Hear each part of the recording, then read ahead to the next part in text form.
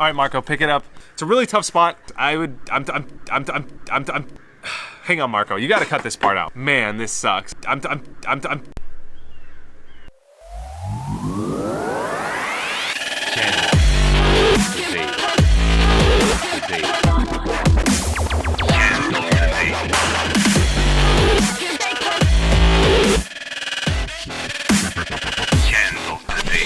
hand of the day.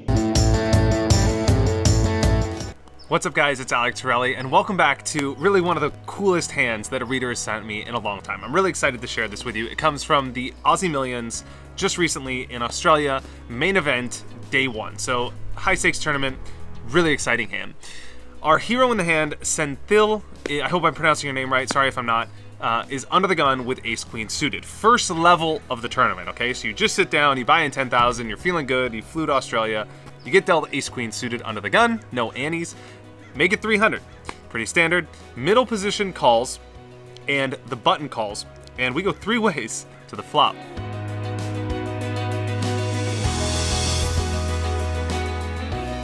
Flop comes ace, 4, 4. Rainbow, okay? So it's gonna get important here with the suits and everything. We bet out 700, which is pretty standard, pretty fine. This is a good flop for us. We're gonna be c-betting a lot. It's better for us than our opponents, and I like the bet. I think we could bet a little smaller. Not gonna get too big into the bet sizing, but we could bet even like 500 just to give ourselves a better price on our bluffs, just because this board is so damn dry. But 700 is fine. Middle position calls, okay? And the button folds. So now we're heads up to the turn.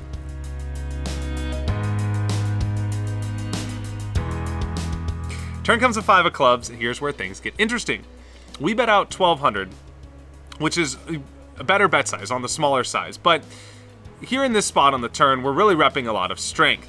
Usually, it's not a spot where we're going to double barrel because the middle position caller is so likely to have an ace in his hand. He called with one person behind him. There's not many draws. It's pretty unlikely he's just going to be floating randomly against us, an unknown player in the first level of the tournament, so we got to give him some credit. So I'm okay with betting the turn here, I guess, but it's unlikely you're going to get 3 streets of value, and I'd probably prefer a check. I understand your hand is likely to be the best hand. There's a lot of ace-x suited hands your opponent could have, but number one, it really sucks if you get raised here, and number two, it's really unlikely that your opponent's just going to pay off 3 streets with something like ace-8 suited.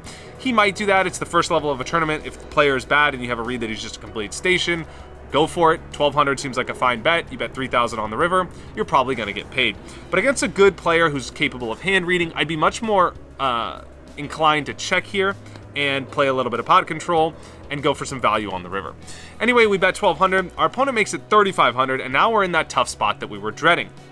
At this point, it's unlikely that he's raising for value with a hand that's worse than ours. He's never going to raise with like ace-8 or whatever, and he's probably never going to raise with ace-8 for information. He's probably just going to call with that. Maybe some of the time he's going to fold with that. People generally don't raise here to get to a cheap showdown with a hand that's likely to be behind. So I think at this spot, he's basically saying I have pocket 5s, I have ace-5, or I have ace-4, or maybe I have some sort of bluff, like maybe he floated the flop or something. Maybe he's turning like 7s into a bluff or something like that. But it's hard to think of a hand he's bluffing with. At the same time, it kind of sucks to fold here. The turn brought a flush draw.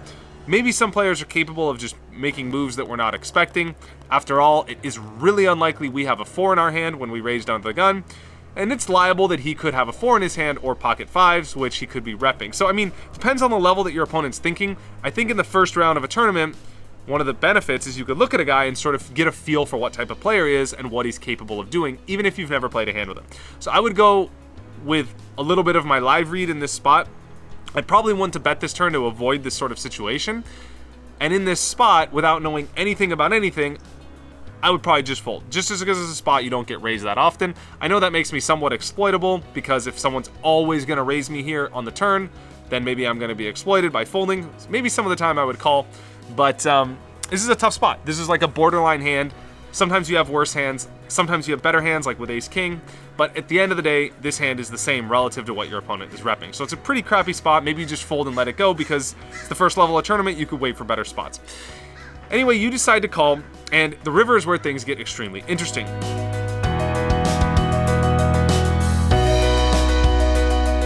The river comes an ace of clubs. And now we bet out 6,500. So in this spot, I don't really like betting, because if you think about the hands that your opponent is repping, he either has you beat if he has quads or ace-5, he's tied with you if he has ace-4, but he's probably going to fold if he has pocket fives because it looks so much like you have an ace. You don't really have any bluffs here, especially when you call the turn. You're never calling the turn with a bluff, and you almost always have an ace. So when this river comes an ace, you betting is only going to either get you called by a chop, or it's going to get you raised by the times that your opponent has you beat. But the real problem is that your opponent can possibly raise you and fold you off a chop because his range sort of looks stronger than yours. It's more likely he has something like ace-5 or quads than you do. And frankly, if you ever had ace-5 or quads, you would always check raise this river. So when you bet out, it's a spot where it sort of looks like you have what you have. Your opponent's never going to call with worse. He's always going to raise you with better, and he might also raise you off a chop, which is a terrible spot for your hand.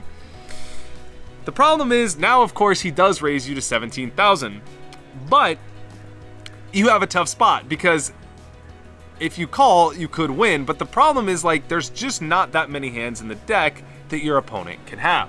So there's one combination, as you'll see on this graph here. I hope I remember to put this one up this time. I'm sorry for the last video. You see on this graph here, there's simply not that many combinations of hands your opponent could have. There's one combination of ace-5 because you have an ace. There's two aces on the board. And you got to remember, he could only have suited aces, right? If your opponent is capable of calling with ace-5 offsuit, then perhaps his range on the turn is way wider than we thought, and he's a different type of opponent. Most players in the world are never going to call an under the gun open from mid position with an offsuit ace. It's just a terrible call in the first level of a tournament.